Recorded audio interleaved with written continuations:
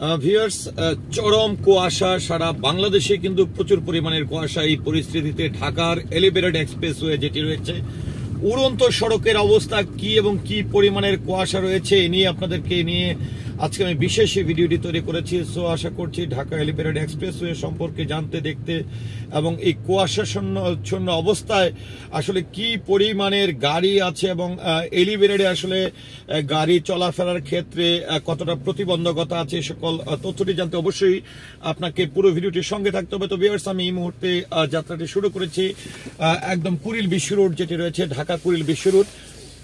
তো কুড়িল বিশ্ব রোড থেকে আমি একদমই আপনাদেরকে এই আপাতত যে এলিভেটেড এক্সপ্রেসওয়েটি আমরা জানি যে এয়ারপোর্ট থেকে কাওলা থেকে কাওরান বাজার পর্যন্ত কিন্তু চালু হয়েছে। তো সেই প্রেক্ষাপটে যেহেতু একদমই অনেকটা বলা চলে যে কুয়াশাচ্ছন্ন এই পুরো দেশ, এবং সেই প্রেক্ষাপটে ঢাকায়ও কিন্তু প্রচুর পরিমাণের বাতাস এবং ঠান্ডা এবং কুয়াশা। তো আমি এই মুহূর্তে যেটি বলছিলাম যে আমি এখন টোল প্লাজায় আছি, যেটি কুড়িল বিশ্ব রোড থেকে টোল প্লাজাটি হয়ে আমি বনানী, মহাখালী, ফার্মগেট এই সকল জায়গাগুলো অতিক্রম করব। তো আমি টোল প্লাজার খুব কাছাকাছি চলে এসেছি। আমি এই মুহূর্তে এখানে টোল প্রদান করব। তো আমাকে 80 টাকা প্রদান করে এখান থেকে টোল দিয়ে আমাকে যাত্রাটি করতে হবে। তো ভিউয়ার্স, আশা করছি পুরো ভিডিওটির সঙ্গেই থাকবেন।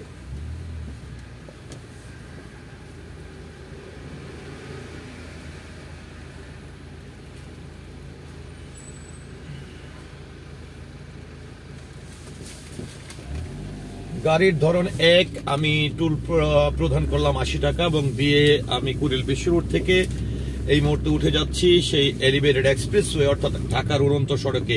আপনারা দেখতে পাচ্ছেন যে এখানে উড়ন্ত সড়ক থেকে যদি আপনারা সোজা তাকান, অর্থাৎ আমি এখান থেকে ওঠার পথে কিন্তু আমি প্রচুর কুয়াশা কিন্তু আমি লক্ষ্য করছি। এখান থেকে ওঠার পরে কিন্তু যেটি এয়ারপোর্ট থেকে এসে সংযুক্ত রাস্তাটি রয়েছে সেটি আমি কিন্তু পেয়ে যাব। তো আমি এলিভেটেড এক্সপ্রেসওয়েতে উঠে গেলাম, আপনাদেরকে আমি পুরো এক্সপ্রেসওয়ের চিত্রটি দেখাবো।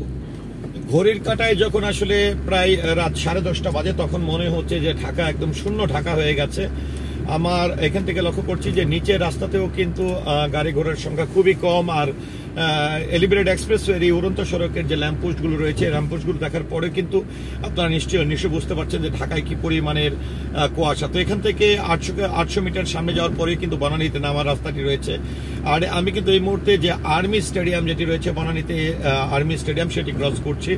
আপনারা দেখতে পাচ্ছেন খুবই দ্রুত গতিতে কিন্তু একের পর এক গাড়ি কিন্তু ক্রস করছে। মনে হচ্ছে যে কুয়াশা এরকম যে হালকা বৃষ্টি পড়লে আসলে যেমনটা লক্ষ্য করা যায় সেটি কিন্তু আমরা লক্ষ্য করছি। আমি বাংলাদেশ নৌবাহিনীর যে হেডকোয়ার্টারটি রয়েছে এই মুহূর্তে সেই হেডকোয়ার্টারের জায়গাটি কিন্তু আমি ক্রস করছি। আর এখান থেকে সামনে আমাকে যদি বনানীতে নামতে হতো তাহলে কিন্তু আমাকে এখানে আমার সামনে যে বাম পাশের গাড়িটি আপনারা লক্ষ্য করছেন ইন্ডিকেটর দিচ্ছে, এই গাড়িটি বাম দিকে ইন্ডিকেটর দিলেও আসলে বনানীতে নামবে না। তো এখান থেকে আপনারা যদি বনানীতে যান তাহলে হাতের বাম পাশ দিয়ে নেমে আপনাকে চলে যেতে হবে।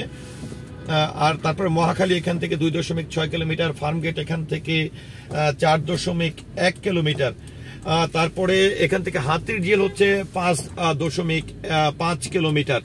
তো গাড়ির অতিরিক্ত গতিতে গাড়ি চালাবেন না এমন সিগন্যালও কিন্তু এখানে রয়েছে। আমরা দেখতে পেলাম যে একটি গাড়ি মুহূর্তে এলিভেটেড এক্সপ্রেসওয়েতে কিন্তু নষ্ট হয়ে আছে, পিকআপ ভ্যান। আর বাম পাশের যে গাড়িগুলো নেমে যাচ্ছে আপনারা দেখতে পাচ্ছেন এই গাড়িগুলো কিন্তু বনানীর দিকে চলে যাচ্ছে। তো আমি এই মুহূর্তে ঠিক বনানী কাকুলি যে আসলে বাস স্ট্যান্ডটি রয়েছে ঠিক তার উপরে কিন্তু আমি অবস্থান করছি, প্রায় কাছাকাছি। তো এখান থেকে আপনারা সামনে যদি বামে আসলে এত পরিমাণের কুয়াশা পড়ছে এবং আমার গাড়ির যে গ্লাস রয়েছে গ্লাস পর্যন্ত অন্ধকারচ্ছন্ন অনেকটা।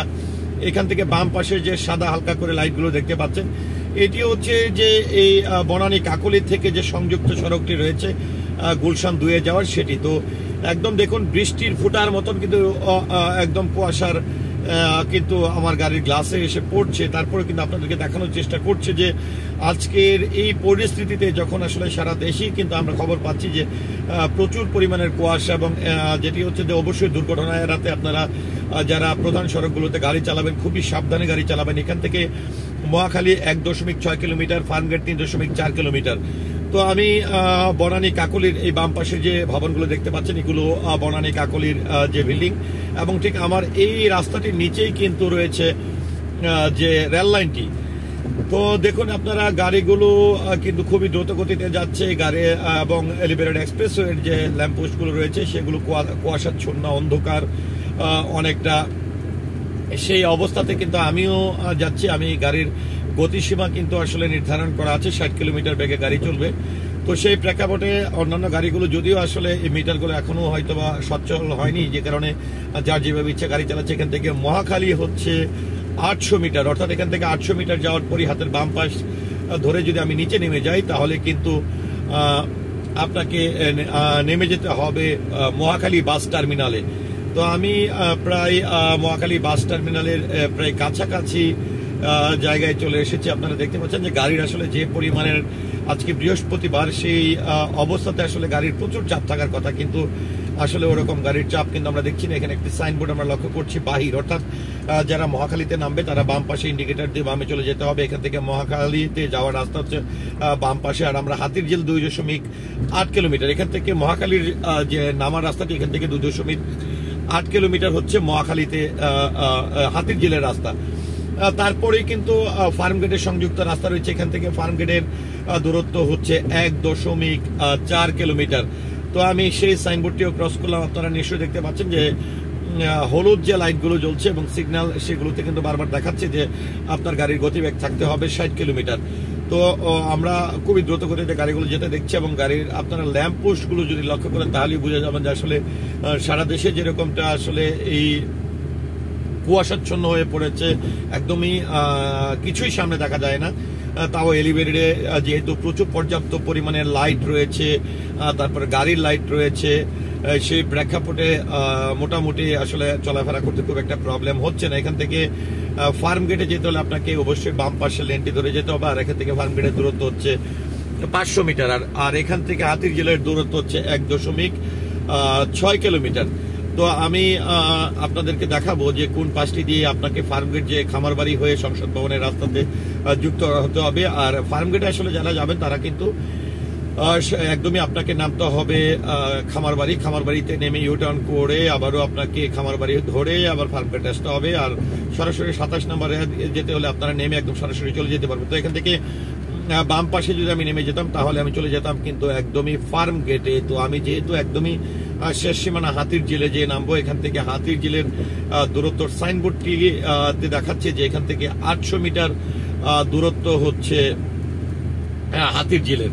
অর্থাৎ হাতিরঝিল সম্পর্কে যদি একটু বলি, যে রাস্তাটি মগবাজার থেকে এসে, কাকরাইল থেকে বা রমনা থেকে এসে 7 রাস্তা হয়ে তিব্বত নাবিস্কো হয়ে যে রাস্তাটি এয়ারপোর্ট রাস্তা রয়েছে, সেই রাস্তার সঙ্গে সংযুক্ত রাস্তাটিতে আমি যে নামবো। আবার বিএফডিসি বাংলাদেশ চলচ্চিত্র উন্নয়ন কর্পোরেশন, যেটি কারওয়ান বাজার প্যান প্যাসিফিক সোনারগাঁ হোটেল থেকে এসে নেমেছে, সেই দিক দিয়ে এসে নামবো। তো সামনের অবস্থাটি কি সেটিও আপনাদেরকে দেখাবো। আর যেটি হচ্ছে যে আমরা যখনই আসলে সাইদাবাদ যাত্রাবাড়ি পর্যন্ত এলিভেটেড এক্সপ্রেসওয়েটি চালু হবে, তখন কিন্তু একদমই ডান পাশে আপনারা দেখতে পাচ্ছেন যে লাল ইয়ে দিয়ে ব্লক করে রাখা হয়েছে। এই ডান পাশটি যদি কমপ্লিট হয়ে যায় তাহলে কিন্তু আপনারা ডানের দিকে যে একদমই আপনারা মতিঝিল থেকে শুরু করে বিভিন্ন জায়গায় যেতে পারবেন। তো ভিউয়ার্স, আমরা একদমই কারওয়ান বাজার, যেটি বিএফডিসির সামনে যে সংযুক্ত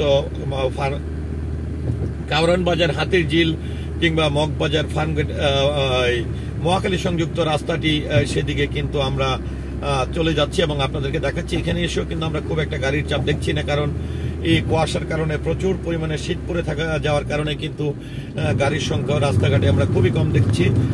রিক্সা মানুষজনের চলাফেরাও খুব কম দিচ্ছে। তো ভিউয়ার্স, এখান থেকে যে বাম পাশে যে একটি অটো বা রিক্সা এসে যুক্ত হচ্ছে, সেটি কারওয়ান বাজার থেকে এসছে। আর এখান থেকে যদি আমি বামে চলে যেতাম তাহলে কিন্তু 7 রাস্তা হয়ে নাবিস্কো তিব্বত হয়ে বিজয় সরণি হয়ে কিন্তু আমি ধানমন্ডির দিকেও যেতে পারতাম বা সংসদের দিকে যেতে পারতাম। আর এই দিক দিয়ে সোজা যদি আমি প্রবেশ করি তাহলে আমি হাতিরঝিলের দিকে চলে যাবো। আবার বাম পাশ দিয়ে আপনি 7 রাস্তা তিব্বত নাবিস্কো হয়ে কিন্তু মহাখালীর দিকে যাওয়ার রাস্তাটি। তো আমি এখন যেহেতু মগবাজারের দিকে যাব, আমি সামনে ইউটার্ন করে ডানের দিকে ইউটার্ন করবো এবং আপনাদেরকে একটু দেখাচ্ছি এখানকার এই 4 রাস্তার এখানকার চিত্রটি একটু আপনাদেরকে দেখানোর চেষ্টা করছি। আমি এখানে একদমই প্রচন্ড পরিমাণে শীত, কুয়াশাচ্ছন্ন, ট্রাফিক ব্যবস্থাপনাও কিন্তু খুব একটা দেখছি না, যে কারণে গাড়ির চাপ কিন্তু এখানে একটু বেশি দেখা গেছে।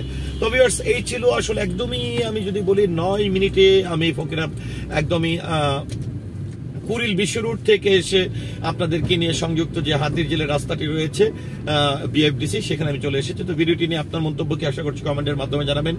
সেই সাথে পুরো ভিডিওটির সঙ্গে থাকার জন্য অসংখ্য ধন্যবাদ। আসসালামু আলাইকুম।